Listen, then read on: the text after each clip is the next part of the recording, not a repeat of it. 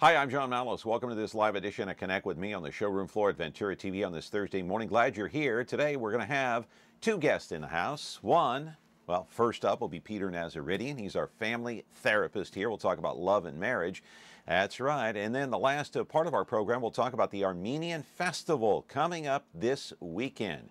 You can call in at 436-MeTV option 11. Connect with Me starts right now.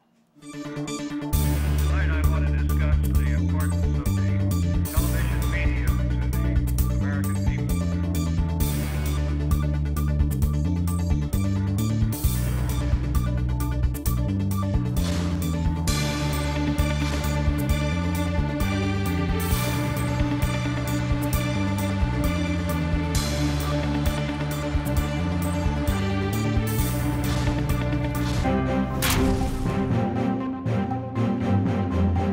Glad you're back with us here on a Thursday morning. Connect with Me, and a lot to talk about on this day. We're going to be here with our resident family therapist. He'll talk about love and marriage and all the things that go with it. And also, we'll talk about the Armenian Festival that's coming up. It's a big one. We'll have a special guest in the house today to talk about what to expect this coming weekend with all the food and all the dancing and all the music that goes along with it. It's almost like Greek Fest all over again out there in, I don't know where it's going to be held. So we'll ask our guest today, and we'll talk about those two issues. In the meantime, you're watching us live on Comcast Channel 375. As usual, it's Comcast Cable. But not to worry, my friends, if you don't have Comcast Cable, I've said this a million times over, maybe 1,000,001. If you don't have Comcast, 43.6 and 13.1 over-the-air broadcast with a digital antenna. And then 2 o'clock in the afternoon is the replay of this program, 13.6 YouTube, 8 o'clock tonight, 4.6 Biz TV. And after that, you can go to our webpage, Ventura Broadcasting, on the internet. Just Google it, and you can go right to the Connect with Me webpage. It'll take you to all of our broadcasts. Hey, today we're talking about love and marriage, and the question is, well, there are a couple of questions, and actually there are a whole lot of questions that we may not get to on this program today. Let me bring out just a couple of them. Number one, is it better to be alone than to be with the wrong person? That's a huge question that a lot of people are facing these days, especially after divorce number one, maybe after divorce number two, and heaven forbid, man, something's going on if you got divorce number three going, right? That's a question you got to answer. Am I doing something wrong, and do I want to be with a person that just isn't right for me because I don't want to be alone, or is it just better to be alone? And the second part of that question is, what about couples counseling? When is it too early to go, if you go at all? Well, we have another expert. I think Dr. Phil tried to answer that same question on a recent episode of The Doctors. When is it too soon to go to couples counseling? Listen up. Please welcome our very special guest today, Dr. Phil.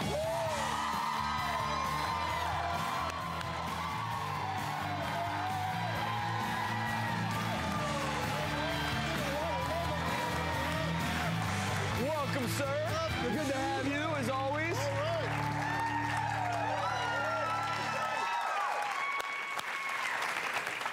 So glad to have you, because this first topic is right up your alley. We know that therapy is a useful tool for those struggling with relationship issues, but people now in newly formed relationships, they're scheduling appointments very early on with therapists. And the question, of course, is how early is too early? Apparently, people within the first month or so of a relationship, they're going for preventative counseling. Is there a time when, you know, maybe it's too soon, or is this a good thing? Oh, yeah. Yeah, there's a time when it's too soon. Look, we do too much therapy in this country. And I think therapy, when it's indicated and needed, I encourage people to go do it. But if you've taken somebody for a cheeseburger and a movie, and you schedule an appointment something's wrong. It should not be that hard that soon. So no, you do that when you say, okay, this is somebody that I have a future with. This is somebody I'm willing to invest in. This is somebody that I'm willing to expose myself to, learn about, put something on the table. You don't go to a relationship therapy with a casual relationship. You don't do that early. Come on, you're wasting your time. All right, we're going to talk about all this with our resident family therapist, Peter Nazaridian, who's running a couple of minutes late. He's attending to some clients here. But I got to tell you something, my friends. I don't know if it's better to be alone or better to be with someone just because you're lonely, even if that person is the wrong person. And what about this couples counseling business? Does counseling work? And if you go on a date number one, date number two, is that too early to go to counseling, or is that a big red flag, or maybe two red flags, that if you have to go to counseling after one or two dates, something is drastically wrong? I don't know. Our guy, Dr. Phil, you just heard him on the videotape, but our resident family therapist, Peter Nazaridian, is going to weigh in on this. Are you having troubles at home, my friend? You having trouble finding a date? Well, I don't know. All of these things keeping you up at night. 436-ME-TV, option 11. We're back with our program right after this. Ventura TV Appliance Center. We're the save energy, save time, save money place. The Energy Star qualified #1 rated high-efficiency Cabrio from Whirlpool Place. You heard right. Right now, save big on select Whirlpool Cabrio laundry pairs and pay no interest when paid in full within 6 months. At the hometown low price, think outside the big box place. Since 1951, Ventura TV Appliance Center. We're working hard to be your place. Want to create something extraordinary?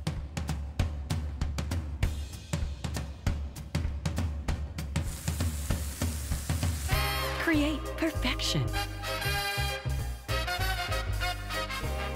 Our lifestyle appliances make it easy.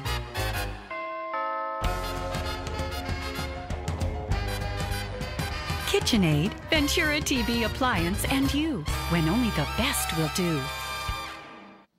Back here on the program, and our resident family therapist, Peter Nazaridian, is here. Running a couple minutes late. We know you have clients, and they're talking about love and marriage, right? That's on their minds, right, Peter? All the time. Everything. Exactly what you said. You're agreeing with what I said? Yes. That's Yes. scary. I'm an agreeing fellow today. Oh, my God. That worries me. Man, there must be something wrong with me. I don't know. So what about this notion here? We played the videotape and the monologue, and Dr. Phil talking about, he was on a recent episode with the doctors. Very good program. Runs on CBS at 9 o'clock in the morning. See, I'm promoting another station. I don't know why I'm doing that. But he basically said, look, one or two dates and you're going to counseling, you got major issues. So when is the proper time to seek couples counseling if you need it? Well, let's back up a little bit. You're having a couple of dates, and one of you suggests going to counseling. First of all, that seems like a pretty insightful heads-up kind of thing to do. I like you. We may have a couple of issues. I want to see this relationship build. Let's see if we have a future. I don't necessarily think that's a terrible thing. One person saying, let's go to counseling, either they're chronic, let's go to counseling to fix all their problems, which would not be terribly healthy, or they think, I really like you, but, you got a couple of rough edges maybe. I'd like to see if maybe we can polish those off because I see some real potential for us. So I don't necessarily think that's such a horrible thing. But having said that, let's move it to a little different arena. Premarital counseling. Not pre-dating counseling, but premarital counseling. I think that's an excellent idea. I've had more and more clients coming in saying, we've been going together now a couple of years, we're getting married, we want to come in and just kind of check us for leaks. Do we have good communication styles? Do we feel the same way about raising children? Are there some issues in the family like culture or religion or something like this that we need to address before we get married? Because most people, I'll tell you, John, most people don't do that. They just have fun and they're enjoying each other and, having lots of sex, and which is great. And when something major pops up, then the lid blows off. Well, we didn't really have a protocol for that. We didn't figure that out. You get drunk when you get stressed. I didn't really notice that. And now I'm kind of worried that that's your go-to. That's the kind of thing we want to look at. So no, with all due respect to Dr. Phil, I'm not so sure that talking about counseling at any stage of a relationship is a terrible thing. Really? Well, I don't think he said it was a terrible thing. He just said that you know, it kind of raises a red flag a little bit if you need to go that early to couples counseling. And is it too much? I mean, in the old days, you know, I guess I'm living in the past, but the thing is, if you have to go to a counselor every time something goes wrong, maybe you shouldn't be together. Am I right? Well, again, you're setting up kind of arbitrary. Every time something goes wrong, that's a little broad strokey. But if that's actually what we're looking at, every time we have a beef, let's go to counseling. Yeah, that does seem a little needy. We can't fix it. We need to go to somebody. On the flip side of that, if it turns out that one or both of them doesn't have good communication skills, didn't have a good problem-solving template with their family put in place, and let's say she loves to talk about issues and solve problems, and let's say he avoids them like the plague and gets angry and shouts and slams the door and walks out. She loves the guy, but he just doesn't have a good style. He doesn't have a good way of solving problems. What's wrong with going to somebody and suggesting that would be a way to do it? If she could do it, she probably would have said it. Sometimes just hearing it from a professional makes a huge difference. See, maybe that's what we've lost in our society. I mean, you're talking about this is the message that you're sending to me anyway. I don't know about anybody else out there that's watching. 436 MeTV option 11. Got an open phone line if you're having some issues at home these days, and would be unusual. But and I hope you're not, by the way. I'm not encouraging that. I hope you're not. But if you are, call in. So the message I'm getting is that you're saying that to get to know somebody, you should go to counseling. Why can't you just get to know somebody just by dating them? Well, in an ideal world, you would. But when you meet somebody for the first time, you go to a bar or a social event and you meet somebody, what do you know about that person? Well, you get to know them over time. All you know is what they look like. When you meet somebody initially, all you know is what they look like. How are we attracted to people? Oh, who's that blonde over there? Who's that guy with the rippling abs? We don't even know who they are, but at a distance we see something we like. We only know what they look like. Now, getting to know somebody. Let's also you've had some relationships in your life. The first 6 months of a relationship, don't you put your best foot forward? Isn't that when you get cards and flowers? I'm trying to win you over and dazzle you. And you know, in the 1930s, you'd go over to your girlfriend's house and play the ukulele or row her around in a canoe or something. But now, take you on a date, go to a concert, go to dinner. What else are you going to do? And how well do you get to know somebody when you're putting on your best face? Is that really who you are? Is that really who they are? No. Take it a step further. Once you start having sex, and that's happening, caller. That's happening earlier and earlier in relationships. Once you start having sex, everything stops for 6 months. You don't get to know about somebody for 6 months. You're so busy exchanging hopes and dreams, ideas, experiences, and body fluids that we don't even know what's going on. So there is a big chunk of time. Getting to know somebody sounds wonderful. Date them and get to know them. No, you don't. You're so busy putting up that veneer for the first 6 months, you don't get to know them at all. You don't really start to know somebody for 2 years. All right. Go ahead, caller. You're on the air with Peter. Hi, Dr. Pete. I got a real quick question. Yep. I'm just curious. I know you've been in the business for many, many years. Over the last several decades, I guess, what do you think about the online dating, and how has that impacted relationships in general? And do you see people that have problems that met online, or is it, do those kind of things work?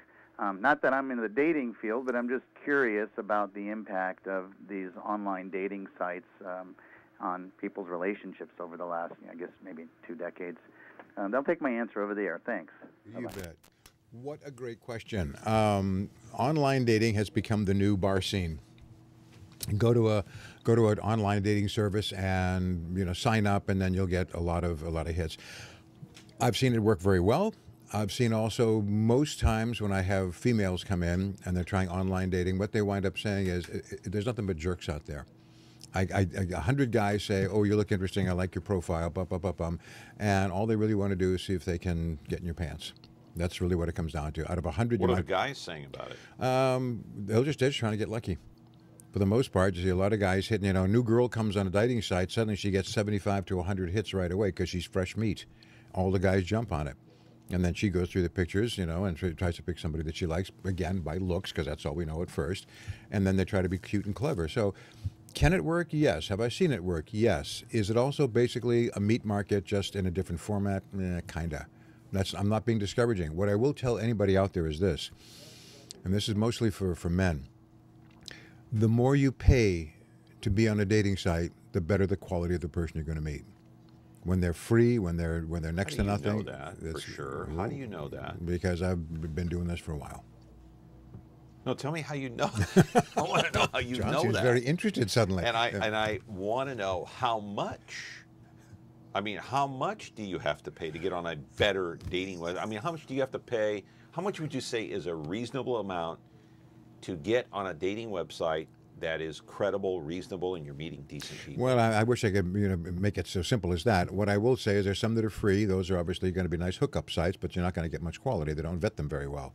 Okay. The other part of it is a place, for example, that I won't name them, but they're in San Francisco and New York and a few others, matchmaking. And a man will pay up to $2,000, maybe more, to be matched up with a girl. Now, the flip side of that is the girls that sign up for those sites are vetted within an inch of their life. They usually speak several languages. They go to Ivy League colleges. Are you talking about $2,000 a month? No. Oh, okay. You're talking about $2,000 just to get on the thing, yeah. As a flat fee. If a guy's going to pay a couple of grand to meet a girl, the girls they're going to match him up with are going to be high-class girls. No one's going to take that kind of money. But now, if you pay $35, if you pay $100, obviously every increment that you go up, the quality gets better. So there's no cutoff point. It's just that the more you pay to be on the dating site, the better quality you're going to get. Now, that's a broad stroke. I'm not saying there aren't jerks on the expensive ones too, or nice guys on the free ones. But overall, the more you pay for it, the better quality. That's kind of the way it is in life, though, don't you? The more you pay for something, the better quality you get. Isn't that the way it is with everything? Yeah, I guess it is, but there's no blanket statement with that, and there's no guarantee that you're going to end up with a quality person because you pay $2,000. That's correct. So how do you? I guess you have to do a lot of research and find out which one of these sites is for you. Yeah, and what brand of person are you looking for? Exactly. What do you want? Somebody who speaks 3 languages and has an Ivy League college? There are plenty of guys who would say, "Whoa, that's way out of my league." Other people would say, I'm a busy executive. I don't get a chance to date very much, but that's the kind of woman I want. So I want it to come to me. Yeah, what's wrong with speaking 2 or 3 languages? That wouldn't bother me. No, well, for a lot of guys might be intimidated by that. Yeah, I don't know. That doesn't bother me at all. Well, then, obviously that's good for you. Not everybody's as comfortable and secure. So I'm just saying, the more you pay for it, the better quality you're going to get. Unfortunately, even if you meet somebody who has all the parameters on paper, doesn't mean that when you finally meet, there's that click. You still got to have that. Yeah, it's kind of like the Super Bowl and World Series. Gee, on paper, the Yankees should beat the Dodgers in the World Series. That doesn't mean it's going to happen. That's correct. Same thing. Odds are, yes. Yeah. But yeah, absolutely not. No, it's like any place else. It's a crapshoot. But it just gets better with... Oh, another call coming in here. Yeah. Let's see. Let's take this one. Go ahead. Caller, you're on the air with... I almost said Dr. Phil. I won't say. Don't worry. You have a lot more hair than he does. But anyway, it's Peter Nazarinian, our family therapist. He's been doing this a long time, my friends. Go ahead. Yeah, John. Hi, Peter. I got to clear this issue up with John real quick. Monday, you said that we were going to be talking about, and for us to phone in about the NFL taking a knee. Yeah, well, we're going to be talking about that tomorrow because one of the guests that is a professor at Fresno State, he teaches a class at this very same time on Thursdays, and he couldn't make it. So I asked Peter to switch. So Peter's here on Thursday. We'll talk about the NFL tomorrow. So that'll be a big hour show talking about the National Football League and taking a knee or sitting down for the anthem. So you can tune in and ask a question tomorrow about the NFL, but not today. But if you have a question today, you got a little problem going on at home there? I hope not. Well, let's say it's like these people. Can we have the doctor break it down on, say, the millennials versus the Generation X's, and the free speech will get you, violence and violated on by these people because they don't have any tolerance for free speech, basically, if it doesn't match what they're saying. How do we go about doing this and staying out of jail defending ourselves? Because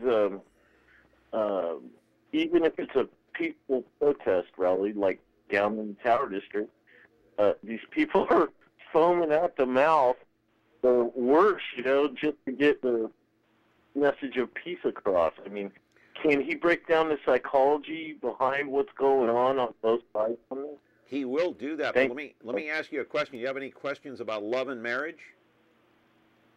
I pretty much know how that's gonna go. Are you? No, I don't. I just wish everybody good luck on that.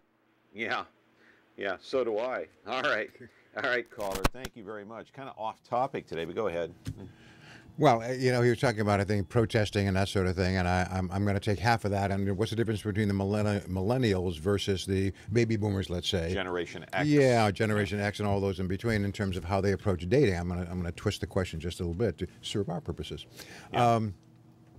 Of course, the way kids date today is much different than it was in the old days because, like I was saying earlier, gosh, it wasn't until 1935 that more people lived in cities than on farms in this country, which means that you lived on a farm. You went on one of 11 kids, and you got to town maybe once a month for a barn dance, and maybe you got to the big city, which is a small city really, maybe twice a year. And there was one eligible girl in the county, and you and 3 other guys would go over to her house and try to court her by playing the ukulele or reciting a poem or rowing her in a canoe or pushing her in a swing, and then she would pick the best one, and then you would go move to another farm and start raising kids, and that's the way that went. Then suddenly people started moving to cities.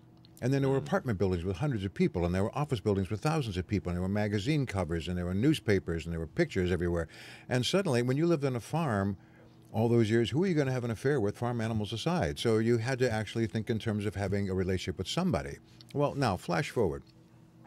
Now, with dating online and everything else, there's a gazillion places you can go to get dates. Doesn't mean they'll be good ones, but you can get them. So the difference between baby boomers, which is pretty much, I'll take you out, buy you a little something, we'll get to know each other, maybe make out in the back seat, kind of that American Graffiti kind of relationship, yeah, which was kind of fun, and that was very nice, innocent in its own way.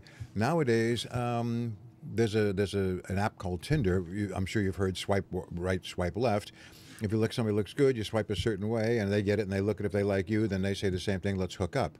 Basically, I don't know who you are, but let's find a bed. Instant. And our generation, that was unheard of, absolutely unheard of.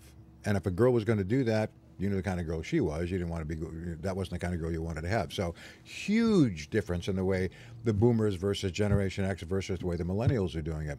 I'll get into more details later on if you like in terms of what the kids are doing, how early they're getting sexual experience, how comfortable it is for them to be sexually active at a very young age. Scares the crap out of parents, but it's the march of time. Yeah. Big difference, big difference. All right. When we come back here, 436 MeTV option 11. We have an open phone line if you want to talk to Peter. And by the way, those of you expecting a National Football League program today, it'll be tomorrow talking about the flag. And I'm going to put this call on hold for a moment here. Caller, I have to put you on hold. I've got to take a commercial break. We're going to come back. Yeah, stay on hold there. Don't hang up, and we'll get right to you after the commercial break. We'll also, on the other side, talk about what kind of an effect that Hugh Hefner had on this country, the sexual revolution of the late 50s and early 60s, obviously, with Playboy magazine. We know last night he died at the age of 91. Back in a moment. Frigidaire. It means the first electric refrigerator. The first compact electric range. Now, there's the Frigidaire Gallery Range with Symmetry double ovens. It's designed to cook multiple dishes at multiple temperatures, so you can prepare the entire meal at the same time. Frigidaire, over 90 years of legendary innovation. See the full line of Frigidaire appliances at Ventura TV Electronics and Appliances. When you're looking for Whirlpool innovation and quality, who has the answers, the selection, the price? Ventura TV Appliance. With billions in nationwide appliance buying power, more than Home Depot and Best Buy combined, we'll help you save. Our low prices on Energy Star qualified Whirlpool appliances save you energy and money and pay no interest on select models when paid in full within 12 months. Ventura TV Appliance, serving you since 1951. How then do you cut your losses? I think the problem is so many of us don't have the language nor the skills to exit. Well, first thing you got to do is you truly have to believe yourself. So you've got to listen to that voice and hear it. It's there for a reason. Call it gut feeling, intuition, instinct, whatever. When you get that feeling, that should send off bells. Listen, listen, listen, listen. And you're wanting somebody to be better than they really are. Yeah. That's why I always see people write me and say, you know, I've been divorced for like 9 months, and we went out to dinner, and I really miss him. No, you don't. No, you don't. You miss who you wish he had been. You miss the man you wish you were married to, not the man you were married to. Hit a nerve right here. Hit it, hit it, hit it. I see it hit. Oh, pull your toes in. He just stepped all on him. I got it. I see it. Yeah. Have you done that? Yes. And what did you tell yourself? Can we get a mic over here? We have a new victim. I'm sorry. No, what did you tell yourself? I've been in that exact situation where I wanted somebody to be who I wanted them to be, and in all reality, they were showing me signs of totally being somebody else. Yeah. So I had a blinder on because this is who I perceive them to be. Yeah. And always perceive them to be. I'm sorry, what's your name? Aisha. Aisha? Okay. Isn't that what so many people do, though? That they're in love with the idea of who they wish that person could be? Oh, of course. I mean, we romanticize and we fill in all the gaps. You know, it's like you look up at the Big Dipper. There's no Big Dipper up there. We have to fill in the gaps to make it a Big Dipper. So you find a guy that, well, you know, he's breathing. He has a car. Maybe. He told me I was pretty. He has a car. He told me I was pretty, and you're filling in the gaps to make him Mr. Wonderful in between. The bigger gap you're having to fill, the bigger problem you've got.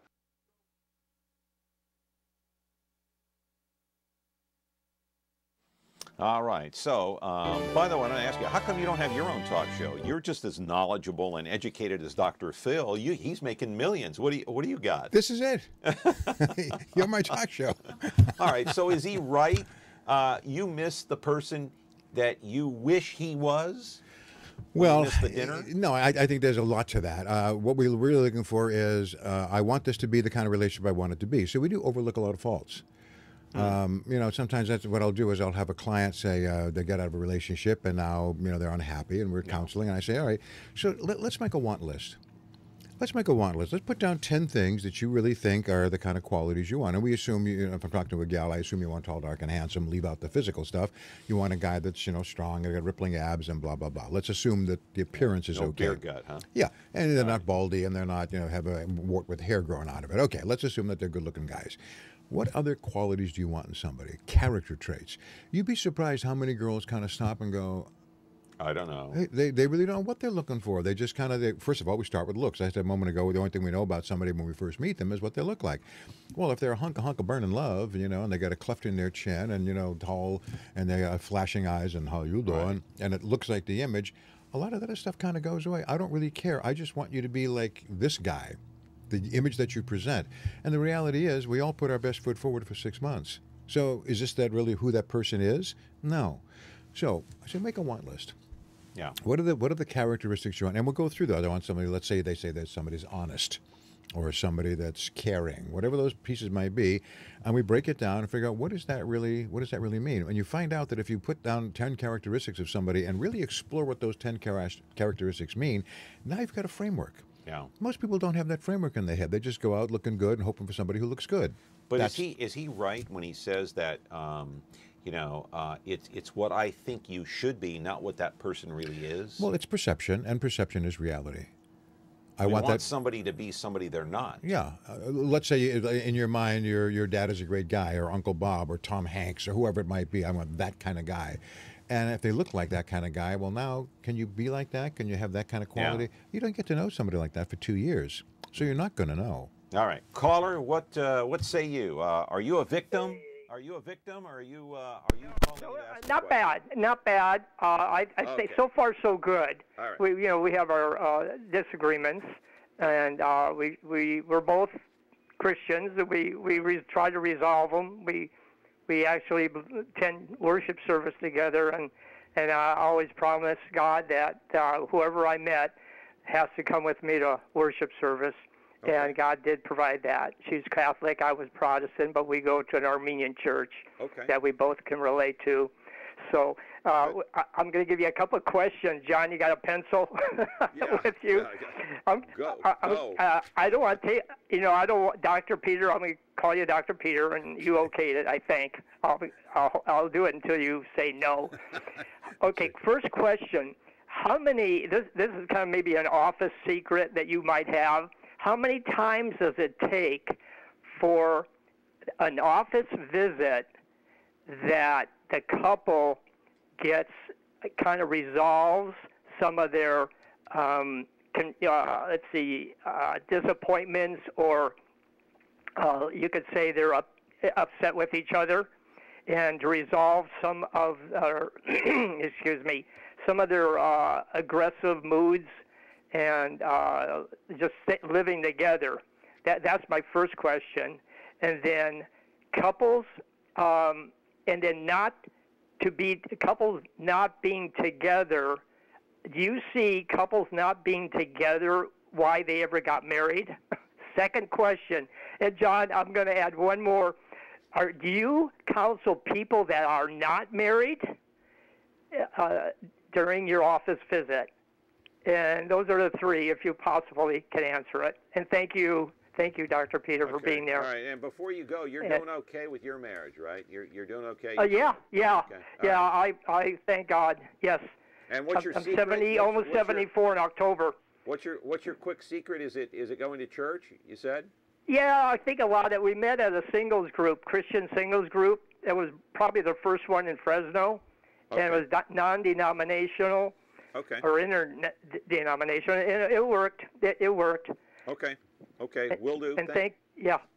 Okay, thanks. All right. So, how many times do I have to come and see Peter Nazaridian before my issues with my better half are resolved? How many visits? I wish I could say it's as simple as a number, because that indicates that everybody has the same problem. Everything gets fixed in the same amount of time. It can't be. Okay. For some people, one visit, like a premarital session I had some time ago, they came in, and after the session, I realized these people do it pretty well. They seem to actually have a handle on it. They just needed some reinforcement, maybe a couple little tweaks here and there. They were fine. I've had other couples come in, and I've been seeing them for a year and a half, and they're still struggling to try to figure out how to do it. So it just depends on a couple of things. Number one, what skills do you bring into the mix? If a person can be loving and compassionate and kind and a huge one, accepting of their own issues. Sometimes you have to own it. Yeah, unfortunately, I kind of get angry because I'm scared. I push you away because I don't want to admit that I don't know what I'm doing. So I just get angry, and then the conversation stops. Good. That's a good recognition. Right. Now we know what we can unravel. Do some couples have so many problems that you just say, you know what, I can't help you, just get out of my office? No, I never do that, although I will, I'm pretty honest, so I will say, you guys, and sometimes it's interesting, John, a couple will get into a little bit of beef in the office, and I'll just sit back and let them fight. Just let them fight. I'll go 2, 3, 4 minutes and just watch it, because I just want to see what they do. And then I'll ask them, is this what you do at home? When you have a beef, am I seeing what you do? And they will look at me kind of, and I go, yeah, good. Now I just saw what the problem is. Now I can see you cut her off, you don't listen, you're more interested in getting your point made, you want to be right, whatever that piece is. Now I can see what it is. There's no number of sessions. It's a matter of, it's like when you walk to the guy and you say, my car's not working as I hear some noises. How long is it going to take to fix it? He can't, 20 minutes. He can't give you a time. I have to figure out what's wrong. I have to get in there and find out what's going on. Then I can give you some idea what it is. So relationships are like that. You sort of have to see what you have before you can give it time. So there's no set time, unfortunately.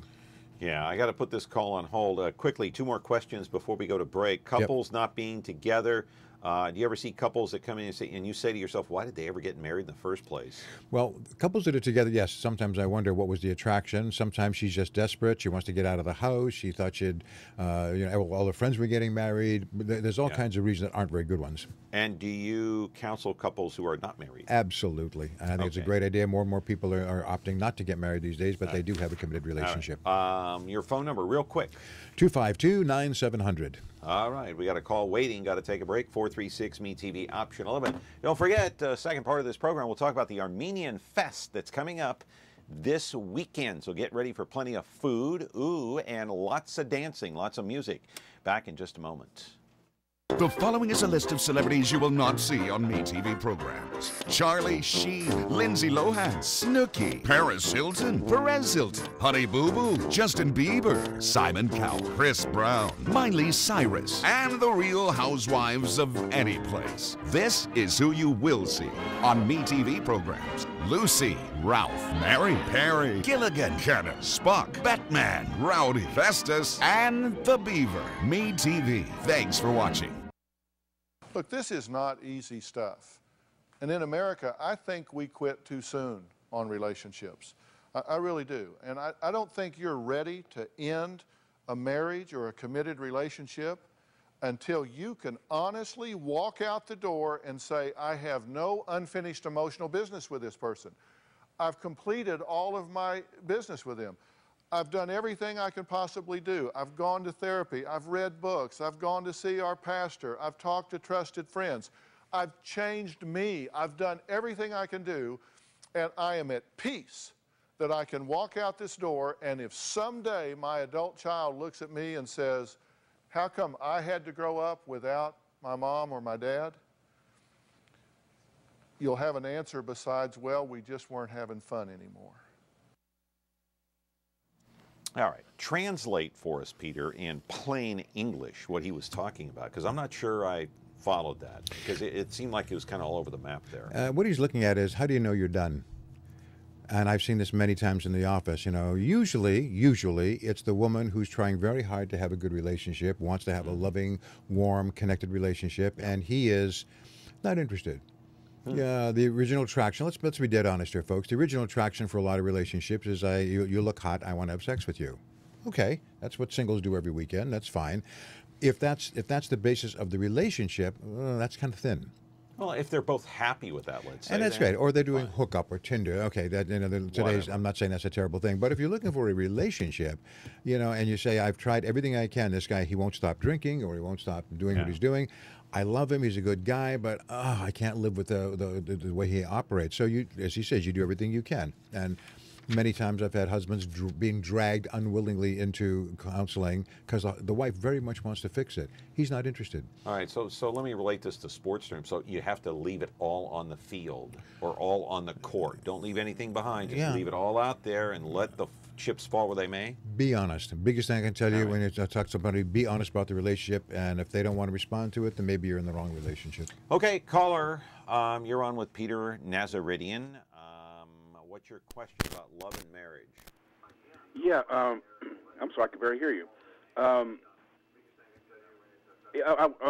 My wife's my wife's father, her father's wife has gone to her family, so they're essentially the father is going to be kind of like out in the street. So her and her 7 brothers and sisters are going to have to figure out a way to take him in, and I'm getting the message that we're going to have to take in my father-in-law. And my fear is that once we take him in, we're not going to be able to be the same in terms of husband and wife because, we can't be as affectionate as we are openly in the house because, my father-in-law's there. We can't, be affectionate when we go to bed because, your father-in-law's down the hall, And so we can't really be ourselves the way we were as a husband and wife because the father-in-law's in the house.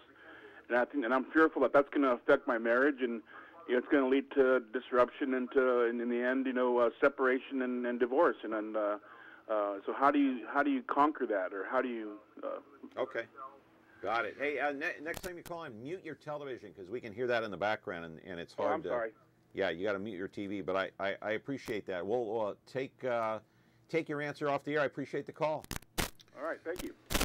Yeah, this is a very awkward situation. Of course, for many, many years, it was expected that the elderly members of the family would get to live with the younger people. That was just the way it was. Nowadays, we have nursing homes and other arrangements. The caller mentioned they had several siblings, I think seven siblings, and it looks like you're the one that's going to have to take him in, or your wife's dad.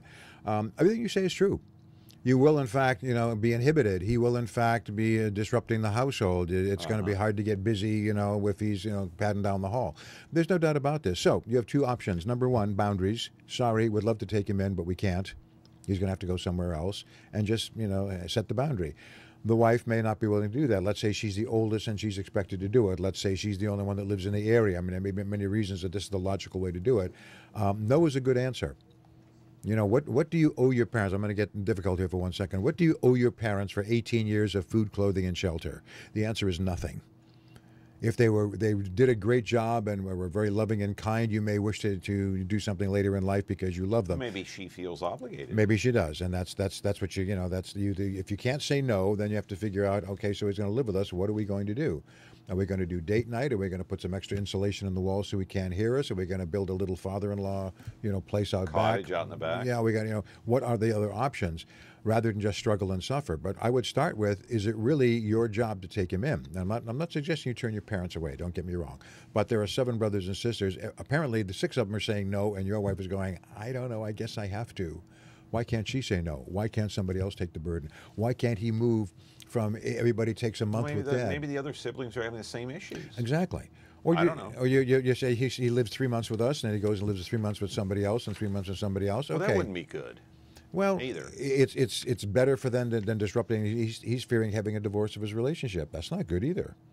That's a tough call. I don't know what the answer is. Yeah, I mean, should dad have put himself in a place where he doesn't have to be living off his kids? Well, sure, there's another question too, but I'm not trying to cast any aspersions on anybody. But the reality is, if you don't want this to affect your relationship and you feel it will, no is a complete answer. Wow, that is a tough question. Yeah, there's no magic. There's no real answer. You just have to play it by ear, I guess. Yeah, don't. You got 7 siblings. Don't get coerced if there's other options. Right. Don't feel you have to. I want to go through this list here of some of the warning signs that I saw online. Before I do that, let me ask you about the sexual revolution and how Hugh Hefner added to that in the early 60s and how all this changed. And now you got this movie coming out here in Fresno this weekend called The Battle of the Sexes. Bobby Riggs versus Billie Jean King. That took place in 1973. It was Bobby Riggs, the ultimate chauvinist pig, of course. How did the women's revolution? How did Hugh Hefner? How did both of those change the American psyche in terms of love, marriage, dating, and the sexual revolution? Well, I think everybody knows it opened it wide up. For the first time, you realize that. I mean, this is kind of silly and self-disclosing, but I remember 14 years old, being able to buy, a Playboy magazine, a magazine, and opening up, and I was shocked. John, did you know that women have nipples? Yeah, it was a big shock. Wow. And shock, but that was like, oh my goodness! It wasn't just titillating. It wasn't just we'll take it all off. Except suddenly there it was. They were naked women. Yes, it was a sexual revolution. It was like, oh my God, for young men, it was amazing. So Hefner had a major impact. Huge. On how we look at love and marriage. Probably single-handedly changed the face of how we of dating. Love and marriage, not so much, because Playboy was never a love and marriage magazine. It was a dating magazine. Let's have some fun. No, but together. Those who were seeking love and marriage, it may have changed their minds. Absolutely. Now men are expecting women to be a little bit more open and free, which turns out that worked out over a period of time. But it changed from the conservative, the 1930s and 40s of grandpa, to now we can be a little bit more whoop-de-doo. And of course, the styles and fashions, skirts, hems, lines went up. So, oh yes, it was all in there. Yeah, and by the way, Hugh Hefner died last night at the age of 91. The first Playboy magazine cover came out with Marilyn Monroe back in 1953. That was a long time ago, before I was born, by the way. Well, look, just to match it up, 1953, what was on television? Father Knows Best, Donna Reed, Leave It to Beaver. Yeah. These are all the oldies. So here's Hugh Hefner putting out a skin mag in an era of lollipops and roses. And had Bobby Riggs, and I don't know if Bobby Riggs actually threw the match on purpose against Billie Jean. There's a lot of speculation about that. But the fact is, Billie Jean King beat him in the Astrodome in 1973, September 20th, I believe. So how did that change anything? No. That was fun. It was interesting. It was sort of part and parcel of what was going on. But the women's movement. Yeah, it certainly helped move that along and exemplify it. But did that match change anything on its own? No. It didn't? No. Okay, quickly. I got to go to break, but I want you yes or no answers. 8 warning signs. If someone is arrogant and entitled, they feel that. Yeah, that's a warning sign. That's definitely a warning sign. All right. Lack of empathy. Warning sign. Same characteristic. Yes. No remorse. No guilt. Yep. Irresponsible, self-destructive. Yes. Thriving on drama. Yes. Yeah, that's a big one. Bragging about how smart they are. All right. All of these you're talking about are fantasy world and delusional. Yeah. All of these are personality disorders. These are not just traits and characteristics. All of what you just said are personality disorder traits. They are? Whole of the kettle of fish there. But if you see that, run the other Yeah, direction. personality disorders are forever. If that's what you're going to get, that's what you're always going to get. All right, Armenian Festival coming up here on Connect with Me, 436 MeTV option 11. Back in just a moment. Yeah, I can stay with you. Yeah.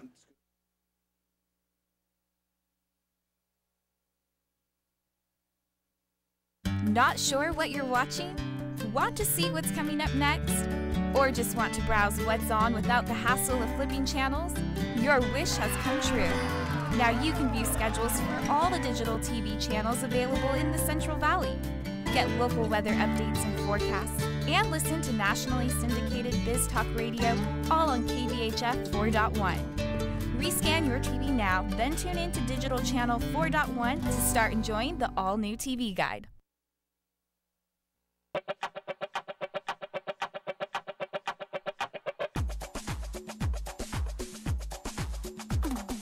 The Armenian Cultural Foundation of Fresno invites you to one of Central California's largest cultural events of the year, the Grand Armenian Festival. Experience breathtaking dance performances, heartwarming children's shows, and dance to energetic live concerts by world-renowned Armenian singers. Enjoy mouth-watering food, Fresno's famous purpur, unique cultural exhibits, gifts and collectibles, children's play park, farmers market, and more. The Grand Armenian Festival takes place on Saturday, September 30th at the beautiful California Armenian Home in Fresno.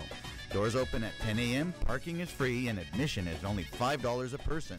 For more details, sponsorship opportunities, and event schedule, visit FresnoArmenianFest.com. Be sure to like us on Facebook for event updates and more. The Grand Armenian Festival is your place to be.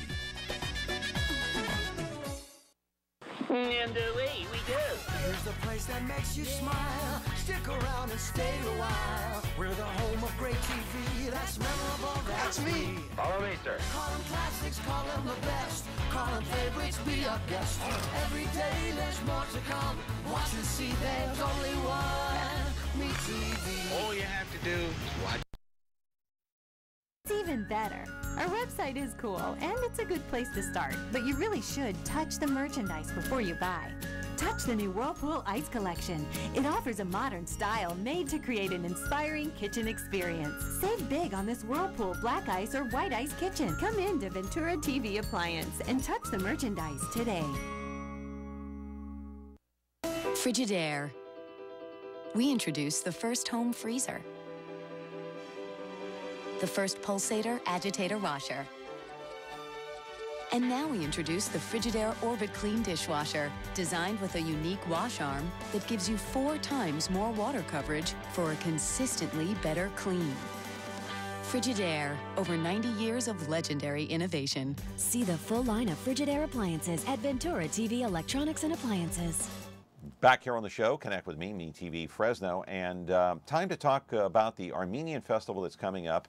Peter is here because he's Armenian. I don't know if you're going to the festival or not, but we've got Ara Kachatourian here.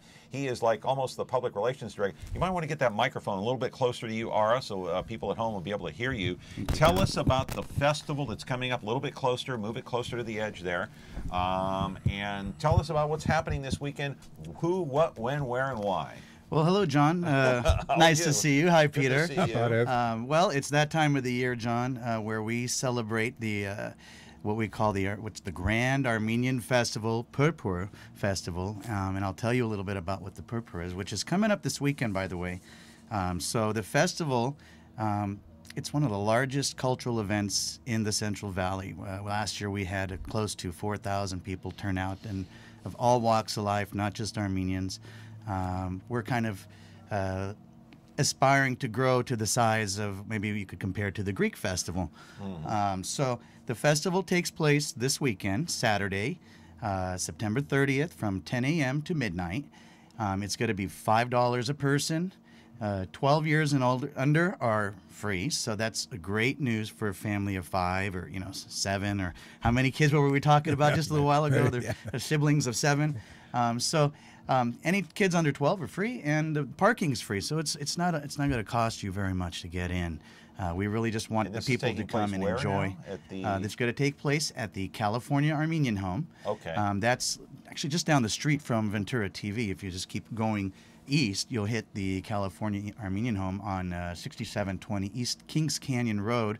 Yeah, and that's just past Fowler, by the way, on the Correct. left-hand side if you're Correct. traveling eastbound on Kings Canyon. Correct. And there is a website for people that want to get all the details, and we'll talk about some of those things, which is FresnoArmenianFest.com.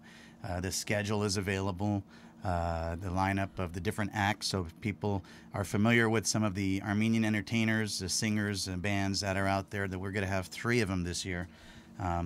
So I don't know if you want to talk about the food, because it's really smelling really good. We can smell the food. You can't smell it through your television. But I do want to roll a videotape on one of the tapes. We can talk over this. It's the B-roll of the Armenian Fest, and we'll talk over it. And Peter, I want you to chime in here because I don't know. No, that's the dancing, isn't it? No, that's it. That's it. So there's what you're going to see.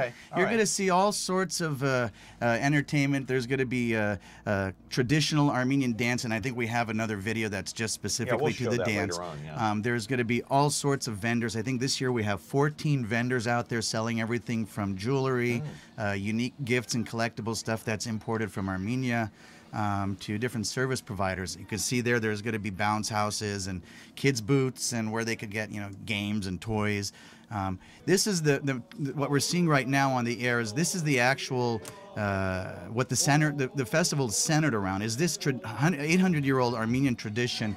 What you saw the guy there was lifting up grape molasses, and it kind of is like the Americans would think of it as a Thanksgiving. So this is kind of the Armenian version of Thanksgiving. Right.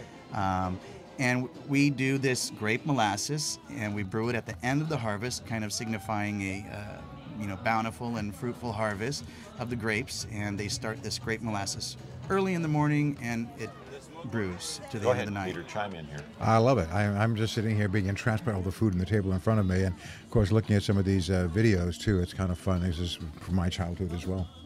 Yeah, and you went to a lot of festivals as a child? Well, we lived in an Armenian community, so this was very common. Yeah. This is traditional Armenian dancing, so people will get a chance to. And then this is a little bit of just more contemporary dancing. The musicians that we're bringing, this is a kind of a traditional Armenian dance-off where these guys, the guys will come out and try and pull out their cool moves. And no problem. You could see we had a huge turnout last year. We always try and bring 3 acts, and usually we have 2 not headliners, what they call them, the act before the headline. Anyways, and then we have a headliner, and they usually kind of show up at around 10 o'clock, and that's when the crowd really gets wild. Wow. Yeah, let's take that. Let's take the lower third down just for a second, so we can now take that 2 shot if you would, Carrie, and you can see the food. There's some of the food on the table right there. How about I start from here, from my left? Yeah, you can. Or whatever you want. Okay, so what we have here, and I'm trying not to take the plastic, so your team here could have some. What we have here are cheese pastries known as cheese boregs. It's a puff pastry filled with phyllo dough and cheese. So it's kind of a vegetarian, no meat involved. And then we have the shish kebabs. This is what's the big popular seller. So the shish kebab. Now we're not doing lamb this year. It's not as popular, so it's going to be beef and chicken. So these are what's called a lula kebab. It's a ground beef minced with onions and put on a skewer and barbecued, and then that's the ground chicken, or not ground chicken, excuse me, chicken kebabs, fillets. Usually served with rice pilaf, pita bread, pocket bread, vegetables. You can see here there's all sorts of vegetables. Peter, you probably know most of these foods. Yeah, I'm a little sad we don't have the lamb because that's that traditional Armenian, but I understand we got to be popular. So yeah, but I don't think it wasn't as successful when we've offered it. So most people want the beef. People are kind of picky about that. But but at home, a lot of people, they do this with lamb.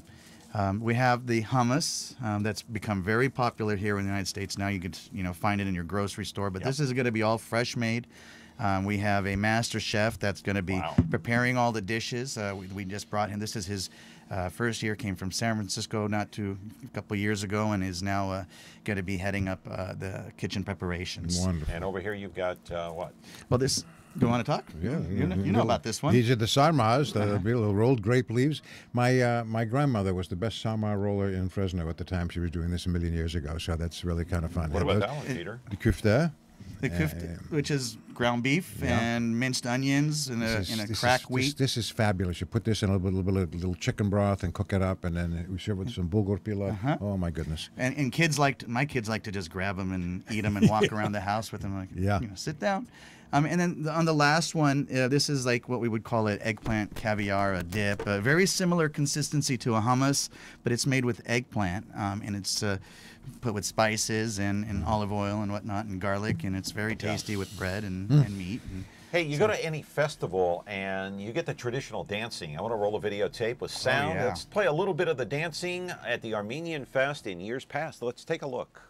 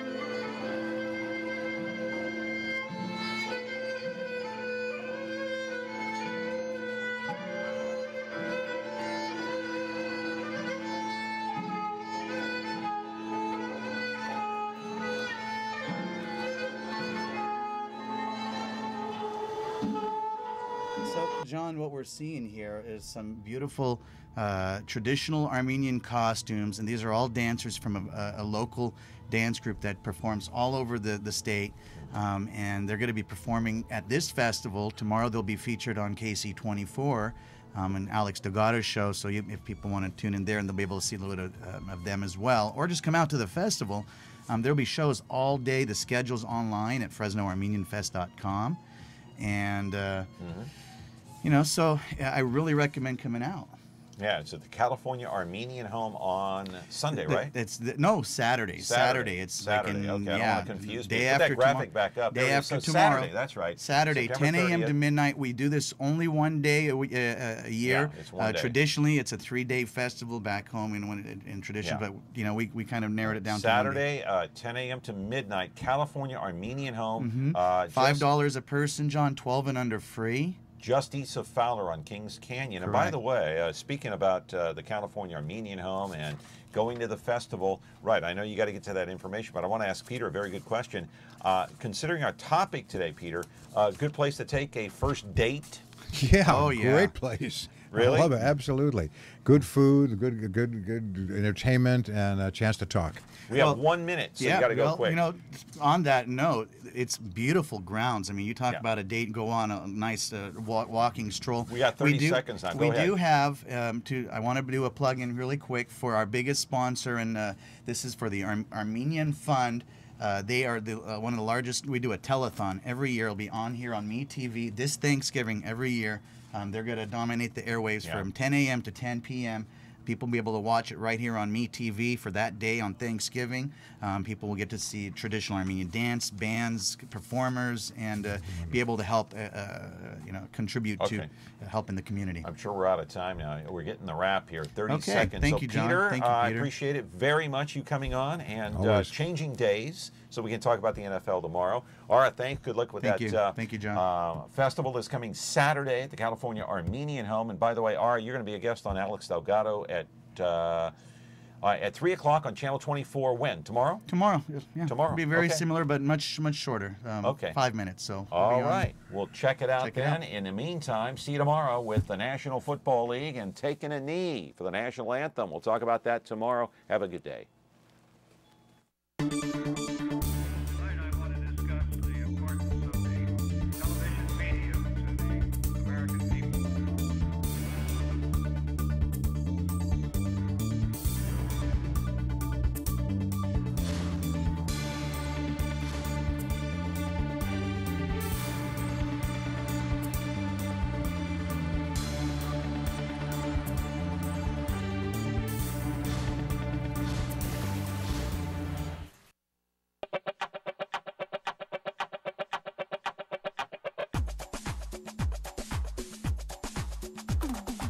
Armenian Cultural Foundation of Fresno invites you to one of Central California's largest cultural events of the year, the Grand Armenian Festival. Experience breathtaking dance performances, heartwarming children's shows, and dance to energetic live concerts by world-renowned Armenian singers.